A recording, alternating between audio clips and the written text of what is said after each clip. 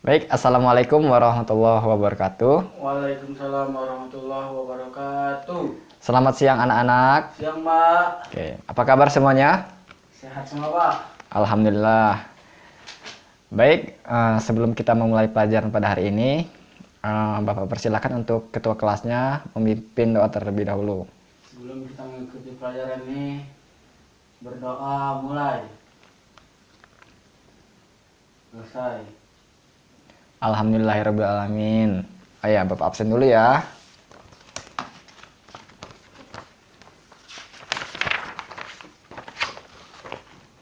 Abdul, Hadir. Gofar, Hadir. Fathul, Hadir, Pak. Rahman. Hadir. Baik, sepertinya kalian sudah hadir semua ya Iya, Pak. Hadir semua. pada hari ini. Alhamdulillahirrahmanirrahim. Oke. Oh ya, pas minggu kemarin kita kan telah belajar tentang perkembangbiakan vegetatif dan perkembangbiakan generatif. Nah, di sini Bapak ingin bertanya sedikit kepada kalian, apa sih yang dimaksud dengan perkembangbiakan vegetatif dan generatif itu? Coba Abdul jelaskan. Perkembangbiakan vegetatif adalah perkembangbiakan yang dilakukan secara seksual atau tidak kawin. Sedangkan perkembangbiakan generatif adalah perkembangbiakan yang dilakukan secara seksual atau kawin. Oke, bagus sekali Abdul. Ya, jadi intinya kalau generatif itu dilakukan secara seksual. Nah, sedangkan kalau vegetatif itu dilakukan secara aseksual. Oh ya, dan pada hari ini kita akan lanjut ke materi kita selanjutnya, yaitu pewarisan sifat. Ada yang tahu nggak pewarisan sifat itu apa? Belum tahu, Pak. Baik. Jadi, pewarisan sifat itu merupakan suatu penurunan sifat dari induknya atau orang tua kepada keturunannya atau anak-anaknya. Nah, bukti pewarisan sifat yang bisa kita amati dalam kehidupan sehari-hari, salah satunya pada manusia ya. Kita bisa melihat mulai dari warna kulit, kemudian bentuk rambut, terus perlekatan telinga cuping. Nah, biasanya seorang anak yang mempunyai warna kulit putih atau hitam, itu kemungkinan kedua orang tuanya memiliki kulit yang serupa. Nah, begitu juga dengan rambut keriting. Biasanya kalau ada seorang anak yang mempunyai rambut keriting, ada kemungkinan salah satu atau kedua orang tuanya juga memiliki rambut yang keriting juga. Nah, ada suatu molekul yang mendasari terjadinya pewarisan sifat nih, yaitu materi genetik. Nah, apa sih itu materi genetik? Nah, jadi materi genetik itu merupakan unit pewarisan sifat pada makhluk hidup, yang mana yang meliputi antara lain adalah ada gen, kromosom, DNA, RNA, yang mana keempat molekul ini yaitu sangat berperan penting dari penurunan sifat dari induknya kepada keturunannya. Nah, pada hari ini kita akan belajar tentang materi genetik. Oke, siap? Siap, Pak. Ya, baik. Yang pertama adalah kita membahas kromosom ya. Iya, Nah, Pak. ada yang tahu nggak apa itu kromosom? Belum tahu, Pak. Nah, jadi kromosom itu merupakan struktur batang yang terdiri dari dua molekul, yaitu ada asam nukleat dan protein atau DNA dan RNA. Nah, ada yang tahu nggak itu fungsi dari kromosom? Belum tahu, Pak. Nah, fungsi dari kromosom dalam pewarisan sifat ini yang pertama adalah menyimpan materi genetik. Kemudian fungsi dari kromosom juga menentukan jenis kelamin. Lalu, kromosom juga berperan dalam transkripsi DNA, salah satunya untuk melakukan sintesis protein. Ada yang tahu nggak istilah kromosom itu dari mana? Belum tahu, Pak. Nah, jadi istilah kromosom itu berasal dari bahasa Latin. Nah, pada tahun 1888 ada seorang ilmuwan nih yang bernama Wilder. Dia ini menyatakan bahwasanya kromosom itu berasal dari bahasa Latin, yaitu krom artinya warna, kemudian soma artinya tubuh atau badan. Selanjutnya ada ilmuwan lagi yang bernama Binden dan Beaver pada tahun 1887. Nah, mereka ini menyatakan bahwasanya ukuran kromosom pada makhluk hidup itu berbeda-beda, yaitu antara lain panjangnya sekitar 0,2 sampai 50 mikron. Kemudian untuk diameternya sekitar 0,2 sampai 20 mikron. Nah, di sini ada struktur kromosom nih. Bapak telah menyiapkan gambar untuk kalian amati. Nah, ini dia. Dan ini adalah struktur kromosom ya. Jadi yang ini adalah kromatid. Nah, kromatid ini merupakan salah satu lengan dari kromosom, yang mana hasil dari transkripsi kromosom itu sendiri. Lalu yang di tengah-tengah ini adalah sentromer. Nah, sentromer ini merupakan bagian dari kromosom, yang mana merupakan tempat melekatnya kromatid. Lalu, coba kalian lihat di halaman 57. Ya. Nah, di situ kan ada bagian-bagian kromosom ya. Iya, Pak. Yang mana terdapat ada sentromer, kemudian kromonema, kromomer, lalu ada telomer, matriks, locus gen, dan selaput membran. Nah, kalian pelajari di rumah ya untuk bagian-bagian tersebut, dan juga sebagai bahan ajar kalian ya. Lalu tipe-tipe kromosom. Jadi kromosom itu terdapat dua tipe, yaitu ada kromosom autosom atau kromosom penentu ciri tubuh, dan genosom atau kromosom penentu jenis kelamin. Nah, pada manusia sendiri kromosom autosom pada manusia ya itu terdiri 44 buah atau 22 pasang autosom. Kemudian untuk genosom pada manusia juga manusia itu memiliki sepasang kromosom, yaitu pada laki-laki terdiri dari kromosom XY dan perempuan terdiri dari kromosom XX. Nah, kemudian ada bentuk-bentuk kromosom nih. Bentuk-bentuk kromosom berdasarkan letak sentromernya. Nah, coba kalian amati gambar ini. Amati gambar ini. Nah, ini ada metasentrik.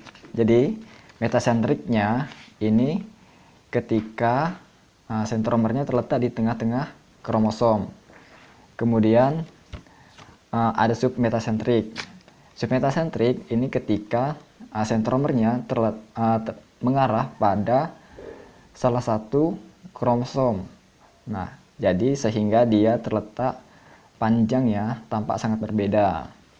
Kemudian akroisentris. Nah, akroisentris ini ketika sentromernya terletak dekat ujung salah satu kromosom sehingga kromosomnya tampak sangat berbeda. Lalu di sini ada telosentris. Nah, telosentris ini ketika sentromernya terletak pada ujung kromosom sehingga tampak kromosom memiliki sebuah lengan. Nah, sampai sini bisa dipahami? Bisa, Pak. Oke, baik. Selanjutnya kita akan lanjut ke gen ya. Jadi gen ini dikemukakan oleh W. Johansen pada tahun 1898 untuk mengganti istilah faktor elemen atau determinan di zamannya Mendel. Nah, menurut W. Johansen, gen ini merupakan unit terkecil pada makhluk hidup yang mengandung substansi genetik. Nah, di dalam tubuh makhluk hidup itu kan terdapat berjuta-juta sel ya. Nah, di dalam sel itu terdapat inti sel atau biasa yang disebut dengan nukleus. Nah, di dalam nukleus ini terdapat benda-benda yang mengontrol seluruh kegiatan metabolisme pada makhluk hidup. Nah, benda-benda tersebut dinamakan kromosom. Nah, kemudian di dalam kromosom inilah yang terdapat gen. Nah, gen ini terdiri dari asam nukleat dan protein, yaitu DNA dan RNA. Kemudian sifat-sifat gen. Nah, gen itu mengandung informasi genetik. Kemudian tiap gen itu mempunyai tugas dan fungsinya masing-masing.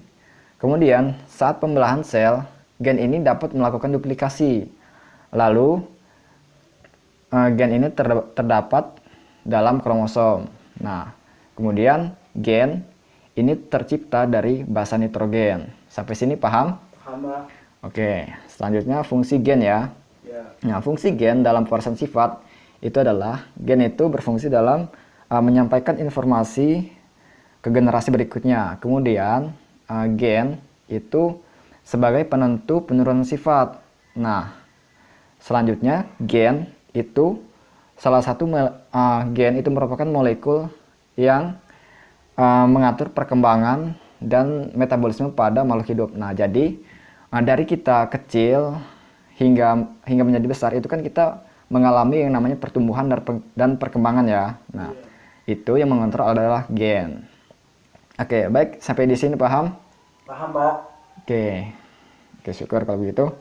Selanjutnya kita melanjutkan ke materi pembahasan yang selanjutnya ya, yaitu RNA dan DNA. Nah, kepanjangan dari DNA, ada yang tahu nggak? DNA itu panjangan dari mana? Belum tahu, Pak. Oke, jadi kepanjangan dari DNA itu adalah deoksiribonukleik acid atau asam deoksiribonukleat. Nah, DNA ini merupakan molekul yang mampu menyimpan informasi genetik dan juga mampu melakukan sintesis protein. Nah, sedangkan RNA ini adalah panjangan dari RNA ini adalah ribonucleic acid atau asam ribonukleat. Nah, RNA ini merupakan suatu polinukleotida yang menjadi perantara antara informasi genetik yang disampaikan oleh DNA dan ekspresi gen atau fenotip yang diwujudkan dalam bentuk protein. Nah, halo. Hai, Pak. Oke. Karena kalian masih menjawab, berarti kalian masih fokus ya. Fokus, Pak. Oke. Selanjutnya, perbedaan antara DNA dan RNA. Oke. Jadi perbedaan antara DNA dan RNA, yang pertama, kalau DNA itu ditemukan di nukleus, yaitu terdapat pada mitokondria dan kloroplas. Nah, sedangkan pada RNA ini ditemukan di sitoplasma, yaitu pada ribosom, dan juga terdapat di dalam nukleus. Nah, selanjutnya DNA ini terdiri dari dua untayan ganda atau biasanya disebut dengan double helix. Nah, sedangkan pada RNA ini terdiri atas satu untayan saja atau biasa yang disebut dengan single helix. Kemudian untuk fungsinya, kedua molekul ini sama-sama berhubungan dengan sintesis protein. Namun untuk DNA berhubungan erat dengan pewarisan sifat atau penurunan sifat. Nah, selanjutnya kedua molekul ini juga terbentuk dari basa nitrogen, yaitu basa purin dan basa pirimidin. Hanya saja pada DNA basa pirimidinnya ini terdiri atas timin dan sitosin, sedangkan pada RNA basa pirimidinnya terdiri atas urasil dan sitosin. Baik, untuk lebih jelasnya kalian bisa melihat video berikut ini. Ternyata antara DNA dan RNA terdapat perbedaan-perbedaan mendasar yang meliputi kepanjangan nama, bentuk dan ukuran, struktur gula, jenis basa nitrogen, lokasi ditemukan, fungsi, dan jenis DNA dan RNA. Yang pertama yaitu kepanjangan nama dari DNA dan RNA. Adapun kepanjangan dari DNA yaitu deoksiribonukleik acid, sedangkan kepanjangan dari RNA yaitu ribonukleik acid. Perbedaan yang kedua yaitu berdasarkan bentuk dan ukuran. DNA memiliki bentuk rantai ganda atau yang lebih dikenal sebagai double helix dengan ukuran yang lebih panjang, sedangkan RNA memiliki bentuk rantai tunggal atau yang dikenal sebagai single helix dengan ukuran yang lebih pendek. Perbedaan yang ketiga yaitu berdasarkan struktur gula. Gula yang terdapat pada DNA yaitu gula deoksiribosa yang memiliki bentuk seperti ini, dan pada RNA gulanya berupa gula ribosa. Yang menjadi perbedaannya yaitu struktur gula deoksiribosa pada atom C nomor 2 berikatan dengan gugus H atau hidrogen. Sedangkan pada struktur gula ribosa pada atom C nomor 2 berikatan dengan gugus OH atau hidroksil. Perbedaan yang keempat yaitu berdasarkan jenis basa nitrogen. Pada DNA memiliki basa nitrogen berupa adenin, guanin, sitosin, dan timin. Adenin dan guanin merupakan basa purin, sedangkan sitosin merupakan basa pirimidin. Pada DNA, adenin akan berikatan dengan timin dan guanin akan berikatan dengan sitosin. Sedangkan RNA memiliki basa nitrogen yang terdiri dari adenin, guanin, sitosin, dan urasil. Adenin dan guanin merupakan basa purin, sedangkan sitosin dan urasil merupakan basa pirimidin. Jadi, perbedaannya ada di basa pirimidinnya. Pada RNA, adenin akan berikatan dengan urasil, sedangkan guanin akan berikatan dengan sitosin. Perbedaan yang kelima yaitu berdasarkan lokasi ditemukan. Pada DNA, kalian akan menemukan pada 3 organel sel, yaitu pada nukleus, mitokondria, dan kloroplas. Sedangkan RNA ditemukan pada nukleus, sitoplasma, dan ribosom.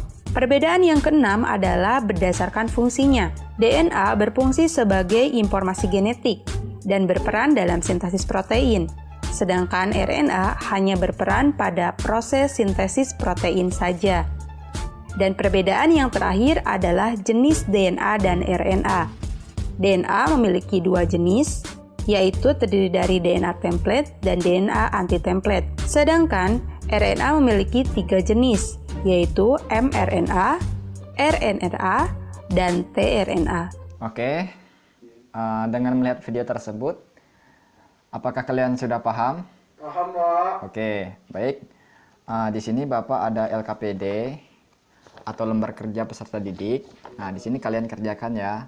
Namun pengerjaannya kalian bisa didiskusikan secara kelompok. Nah, di sini Bapak akan membagi kelompoknya. Jadi untuk kelompok pertama yaitu terdiri atas Abdul dan Gofar. Dan kelompok kedua terdiri atas Fatur dan Rohman. Ayo, ketua kelasnya diambil ini. Nih. Ya, makasih, Pak. Oke, gimana anak-anak? Apakah sudah selesai? Sudah, Pak. Oke, silakan perwakilan kelompoknya untuk menjelaskan. Baik, Abdul, silakan maju.